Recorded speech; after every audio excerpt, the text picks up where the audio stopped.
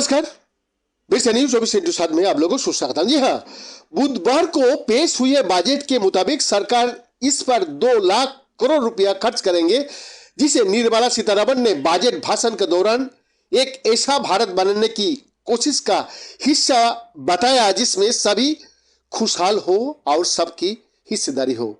गरीबी रेखा से नीचे का लोगों को मुफ्त राशन देने की योजना केंद्र की नरेंद्र मोदी सरकार ने साल 2020 में शुरू की थी, जब कोविड के कारण लोगों को रोजी रोजगार पर भारी असर पड़ा था। अब तक के आंकड़े के मुताबिक इस पर 4.25 लाख करोड़ रुपया खर्च हो चुका है। बजट भाषण में भारतीय वित्त मंत्री ने कहा कि एक साल में सरकार 2 लाख करोड़ रुपया खर्च करेंगे। पहले इस कार्यक्रम को दिसंबर 2022 में ही खत्म होना था। वित्त मंत्रालय में सलाहकार रहे मोहन गुरुस्वामी कहता है कि मुफ्त राशन बांटे जाने के 2 वजह से देखा जा सकता है।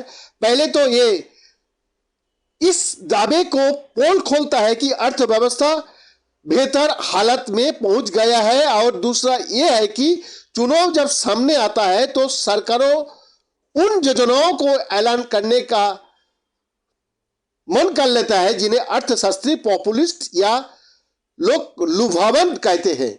दिलचस्प बात यह भी है कि प्रधानमंत्री नरेंद्र मोदी राज्य सरकारों को आगाह कर चुकी है कि वो रेबरिया बांटने की आदत से बाज आए।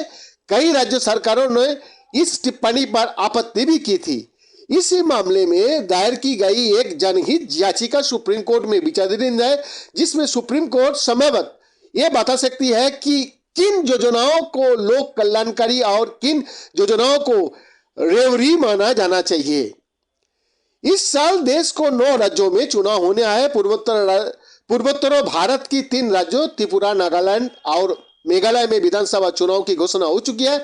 अगले साल आम चुनाव भी होना है, जिसमें नरेंद्र मोदी 30 बार सरकार बनाने के लिए जनता से वोट मांगेंगे। त्रिपुरा में भारतीय जनता पार्टी की सरकार है। दक्षिण भारतीय राज्य कर्नाटक में भी, जहां इसी साल नई सरकार चुनने के लिए वोट डाला जाएंगे, वहां भी बीजेपी का सत्ता में है। कर्नाटक के सूखे इलाकों के लिए 5,300 करोड़ रुपया की एक योजना का ऐलान भी वित्त मंत्री का बजट में था। इस साल 2 बड़े राज्य राजस्थान और छत्तीसगढ़ में भी चुनाव होने वाला है। इन दोनों राज्यों में कांग्रेस को सरकार है। भोजन की अधिकार के लिए काम करने वाले निखिल दे कहता है कि बीच में इस तरह की खबरें थी कि मुफ्त राशन स्कीम को दिसंबर से आगे नहीं बढ़ाया जाएगा, जिसे लेकर एक बड़े वर्ग में बेहद नाराजगी थी। मोदी सरकार का बजट में महिलाओं के लिए क्या है खास? कोविड का बीच में हुए उत्तर प्रदेश विधानसभा चुनाव में पार्टी का जीत के लिए, जिसके बाद बीजेपी की प्रदेश में दोबारा सरकार बनी, मुफ्त राशन योजना को काफी हद तक श्रेय दिया गया था, जिसकी वजह से बेहद गरीब लोगों को राहत मिली थी। हालांकि पश्चिम बंगाल का चुनाव जो महामारी का बीच ही हुआ, वहां बीजेपी सरकार बनाने का प्रयास से बहुत दूर रह गया था। राजनीतिक विश्लेषकों का कहना है कि यूपी में बीजेपी की जीत में लाभार्थियों का बड़ा योगदान रहा था। सरकार की कल्याणकारी योजनाओं को लाभ लेने वाला को लाभार्थी कहा जाता है। निर्मला सीतारमण ने अपने बजट का अमृत काल का पहला बजट करार दिया। इस बात का खास तौर पर जिक्र किया कि वैश्विक अर्थव्यवस्था में सुस्ती का बीच भारत एक चमकते हुए सितारे की तरह है।